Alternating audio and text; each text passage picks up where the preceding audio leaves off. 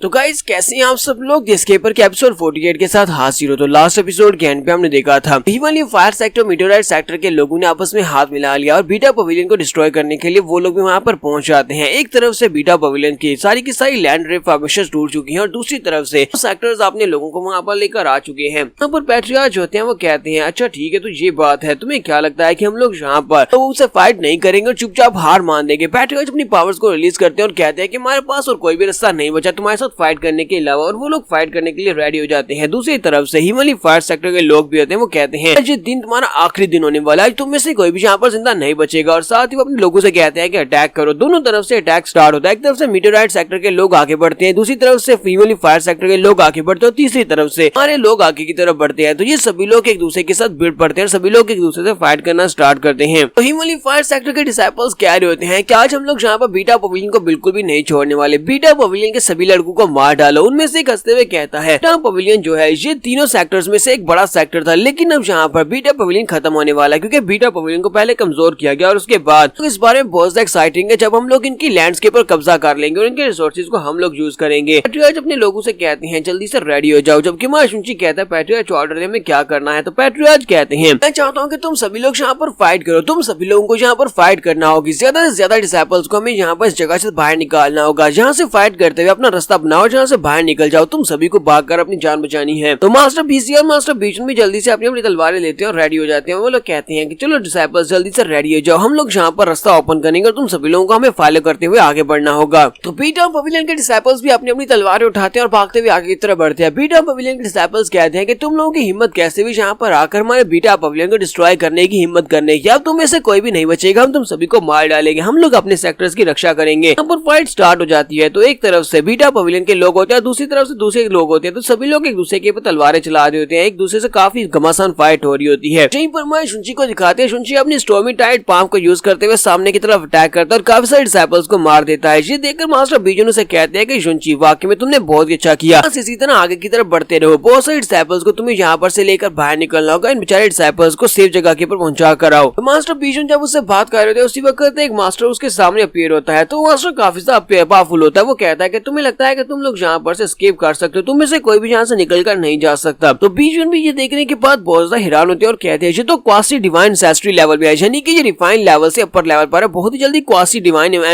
Ancestry level पे पहुंचने वाला है। वो बंदा काफी ज्यादा स्ट्रॉन्ग होता है और वो उन लोगों से कहता है कि तुम में से कोई भी आज यहाँ पर से निकल कर नहीं जा सकता, आज तुम सभी लोगों को यहीं पर मरना होगा। मास्टर बीजन कहते हैं कि इसके ऊपर मैं अटैक करता हूँ। वो बीजिया से कहते हैं कि बीजिया तुम यहाँ पर से डिसाइपल्स को लेकर बाहर निकलो, डिसाइपल्स अब तुम्हारी जिम्मेदारी है। तो बीजिया से कहती है ठीक है मैं कर लूंगी। बाइजन से कहती है बाइजन प्लीज मरना मत, मैं तुम्हारा इंतजार कर रही हूँ। और इसी के साथ ही वो सामने डिसाइपल्स के ऊपर अटैक करती है और डिसाइपल्स को मारती है और उन लोगों से कहती है चलो जल्दी से यहाँ से निकलते हैं। पर शिंजी को भी दिखाती है, शिंजी शुंची से कहती है शुंची हमें यहाँ से निकल कर जाना होगा, चलो जल्दी से यहाँ से निकलते हैं क्योंकि अटैक बहुत ज्यादा सीवियर होता जा रहा है और हम लोग यहाँ पर ज्यादा देर तक सर्वाइव नहीं कर पाएंगे, हमारी अपनी हालत काफी ज्यादा बुरी हो चुकी है। तो मैं शुंची से कहता है मेरे पर भरोसा रखो, हम लोग यहाँ से निकल जाएंगे, मैं तुम्हें यहाँ पर से लेकर जरूर निकल जाऊंगा। इसके साथ ही वहाँ पर फीमेल फायर सेक्टर का एक लड़का निकल आता है, वो शुंची के पीछे से निकलता है और अपनी तलवार लेकर उससे कहता है यहाँ पर मेरे हाथ से मरने वाले। वो अपनी तलवार लेकर शुंची के ऊपर अटैक करता है। तो शुंची कहता है काफी ज्यादा देरी हो चुकी है, अब मैं यहाँ पर इस तलवार के अटैक से अपने आप को नहीं बचा सकता, मैं बाहर नहीं निकल सकता। जबकि शिंजी भी दूर से चिल्लाकर उसे कहती है शुंची प्लीज वहाँ पर से साइड के ऊपर हटो, इस अटैक को अवॉइड करो। लेकिन शुंची के पास अटैक को अवॉइड करने का टाइम नहीं होता। इसी के साथ तलवार जो होती है उसकी आंख के करीब आकर रुकती है, वहाँ पर ब्लड दिखाई देता है। मैं शुंची कहता है क्या मैं यहाँ पर मरने वाला हूँ। फिर साथ ही वो कहता है कि मॉम डैड प्लीज मुझे माफ कर देना, मैं आ रहा हूँ। वहाँ पर उस तलवार के ऊपर काफी सारा खून भी होता है, लेकिन वो खून माँ शुंची के नहीं होता। माँ शुंची के सामने जुनजिन आकर खड़ा हो जाता है और तलवार जो होती है वो जुनजिन की बॉडी के अंदर धंस जाती है। शुंची उसे कहता है जुनजिन जुनजिन ये तुमने क्यों किया, जुनजिन तुमने क्यों किया। माँ शुंची के मुंह पर भी जुनजिन के खून के छींटे पड़ते हैं। जुनजिन उसे कहता है कि अपना ध्यान रखना बेवकूफ लड़के। इसी के साथ ही जुनजिन वहीं पर ग्राउंड के ऊपर गिर जाता है। ये देखने के बाद बू फैन और उसके साथ साथ मोटू और शिंजी तीनों ही रोना शुरू कर देते हैं और लोग काफी हैरान होते हैं कि जुनजिन ने ऐसा क्यों किया, जुनजी के लिए अपनी जान उसने दांव पर क्यों लगा दी। जुनजी जुनजिन को अपनी झोली में लेकर बैठा होता है, वो उसे कहता है कि लगता है कि अब मैं यहाँ पर वर्जिन ही मरने वाला हूँ, यानी कि मैं किसी लड़की के साथ कुछ भी नहीं कर पाया। वो लड़का जो कि वहाँ पर खड़ा था जिसने उसके ऊपर अटैक किया था, माँ शुंची तलवार उठाता और कहता है कि अब तुम यहाँ पर सबसे पहले मरोगे। अपनी तलवार लेकर माँ शुंची उसके गर्दन काट देता है। तो उस लड़के को मारने के बाद माँ शुंची वापस से जुनजिन के पास भागता हुआ आता है। शी जिंगजी भी वहीं पर पहुंच जाती है। शी जिंगजी वहाँ पर आने के बाद से कहती है जुनजिन तुम्हें बस यहाँ पर थोड़ी देर और हौसला करना होगा, हम तुम्हें यहाँ से लेकर बाहर जरूर निकलेंगे, तो यहाँ से निकल कर जाने वाले हैं और उसके बाद तुम्हारा इलाज होगा। तो जुनजिन उसे कहता है कि मुझे ऐसा लगता नहीं है कि हम लोग जहाँ से टाइम के ऊपर निकल पाएंगे। सभी बीटा पवेलियन मेरा घर है, मैं यहीं पर बड़ा हुआ, मैं यहीं पर पैदा हुआ, यहाँ पर मरना मेरे लिए बहुत बड़े गर्व की बात है, तो मैं यहाँ पर आराम से मर सकता हूँ। फिर साथ ही वो जुनची से कहता है, जुनची तुम मुझसे बहुत ज्यादा स्ट्रॉन्गर हो, इसी वजह से मैं शी जिंगजिए को तुम्हारे हवाले छोड़कर जा रहा हूँ। प्लीज शी जिंगजिए और बाकी के सभी लोगों को यहाँ से लेकर जरूर निकलना। अपने हाथ को आगे बढ़ाता है और उसे कहता है कि मुझसे वादा करो। तुम्हारा जुनची अपने हाथ को आगे बढ़ाता है, उसके हाथ के साथ मिलाने लगता है और उसे कहता है मैं तुमसे वादा करता हूँ, लेकिन इससे पहले शी जिंगजिए। तो जुनजिन जो होता है वो वहीं पर मर जाता है। जुनजिन के मरने के साथ ही हमारा जुनची जो होता है वो बहुत ज्यादा गुस्सा आता है, रोना शुरू कर देता है। तुम्हारा जुनची कहता है, जुनजिन मैं यहाँ पर से इन सभी लोगों को लेकर जरूर निकलूंगा, सभी लोग मेरे साथ यहाँ से बाहर जाएंगे। हमारा जुनची गुस्से के साथ उठता है, जबकि बाकी के सभी लोग वहाँ पर बहुत ही बुरी तरह से रो रहे होते हैं। आसपास देखते हैं तो वहाँ पर उनके डिसाइपल्स होते हैं बहुत ही बुरी तरह से मारे होते हैं, उनके डिसाइपल्स वहाँ पर मरे पड़े होते हैं, उनकी लाशें पड़ी होती है, क्योंकि यहाँ पर बीटा पवेलियन के ऊपर डबल अटैक हुआ है, तो यहाँ पर उनकी हालत काफी ज्यादा बुरी होती है।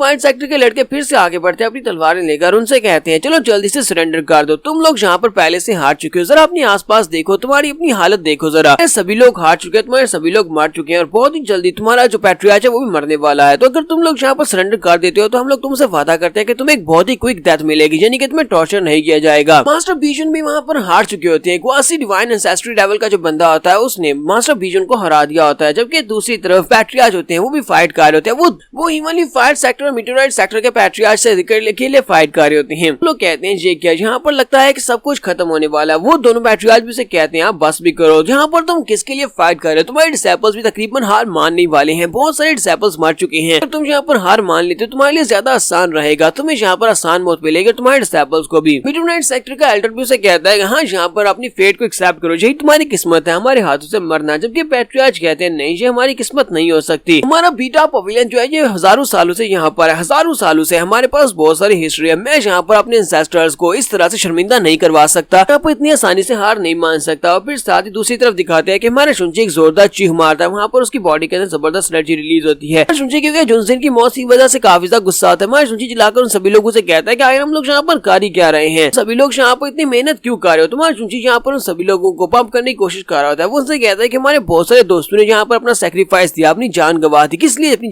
जान गवा दी, क्या ताकि बीटा पवेलियन को बचाया जा सके। ये बीटा पवेलियन अब हमारा घर है, बीटा पवेलियन को बचाने के लिए हमें यहाँ पर अपना जी जान लगाना होगा, हमें यहाँ पर फाइट करना होगी ताकि हम लोग यहाँ पर से निकल कर जा सके, ताकि हम लोग यहाँ पर दोबारा से बीटा पवेलियन का नाम रोशन कर सके। हम अपने दोस्तों की मौत को इस तरह रायगा नहीं जाने देंगे। तो जब हमारा जुनजिन सभी लोगों से बात करता है वो अपनी तलवार उठाता है और कहता है कि चलो जल्दी से फाइट करते हैं और यहाँ पर से अपना रास्ता बनाकर यहाँ से बाहर निकलते हैं, हम लोग यहाँ पर इतनी आसानी से नहीं मर सकते। अगर बीटा पवेलियन का एक डिसाइपल भी जिंदा रहा तो इसका मतलब यह है कि बीटा पवेलियन अभी तक जिंदा है। सभी लड़के हमारे जुनची की बात सुनने के बाद काफी ज्यादा पंप हो जाते हैं और सभी लोगों से कहते हैं हमें फाइट करना होगी, हमें वहाँ से फाइट करके यहाँ से निकलना होगा, चलो जल्दी से फाइट करते हैं। वो लोग हिमालय फायर सेक्टर के लड़कों को पीटना शुरू कर देते हैं। तो यहाँ पर हमारी एस्केपर के एपिसोड 48 का एंड हो जाता है। एपिसोड की एक्सप्लेनेशन अच्छी लगी हो तो कमेंट करके जरूर बताइएगा, चैनल को सब्सक्राइब कर दे, वीडियो को लाइक और शेयर कर दे। शुक्रिया।